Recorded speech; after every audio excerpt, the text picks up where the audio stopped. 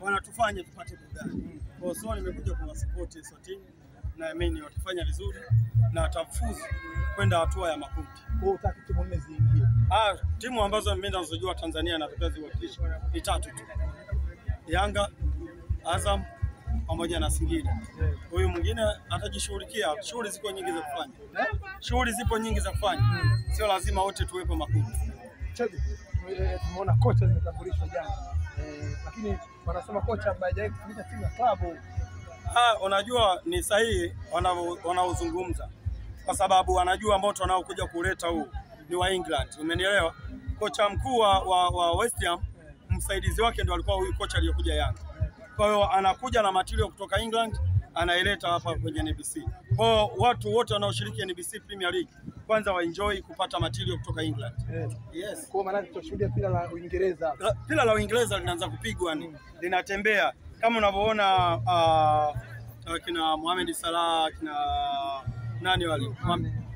Nani? Kina Mane. Sadio Mane, kina Bruno Fernandes wanavyotembeza boli basi sasa hivi wanakuja kuiona. Pila likiwa linatembea Benjamin Mkapa, KMC na viwanja vingine. Kupitia huyu kocha ambaye Pedro Mwamba mwenyewe ambaye anajua kweli kweli soka. Sana. Kwa hiyo uko na furaha mbili, umeingia makundi na kocha katambulisha. Yaani unajua jana kuna furaha ambayo ilikuwepo isiyokuwa na maelezo ni machache. Furaha iliyozidi kifani yani tuseme. Kwa sababu moja tumeingia makundi, pili tumepeleka timu nafasi ya 7, 3 tumepeleka nafasi ya ligi kwenda kwa nafasi ya 4 kwa ubora, ligi bora barani Afrika. Umenielewa? Lakini pia surprise kubwa saa 3 usiku Engineer Eze katushushia chuma kutoka England. Umenielewa? Tunazungumza nani? Kocha mwenyewe Pedro mwenyewe. Yaani katolewa England kaletwa Tanzania. Umenielewa? Japo yeye ni mzaliwa wa Ureno. Pila la Ureno, pila la Uingereza linakuja kuonekana Tanzania. Kwa nini siwe na furaha? Hata mwenyewe ungekuwa mwenyewe. Wewe unaacha kufurahi? Mimi sina timu sasa. Ngoja, wewe si Mtanzania. Sio unafurahia? Taifa Stars tunafanya vibaya, tusiache timu yangu. Ngoja kwanza tumesha faili. Mimi timu yangu haiko kwenye mashindano. Timu yangu mimi Kagera Sugar wana Nkurukumbi. Sikiliza, ngoja kwanza. Wana Nkurukumbi unajua? Lakini hao ilikuwa huko. Sema unajua na Nkurukumbi Kagera Sugar. Unajua, ngoja kwanza. Sio bwana uchebe. Neno moja. Prince Kumelelo Dube.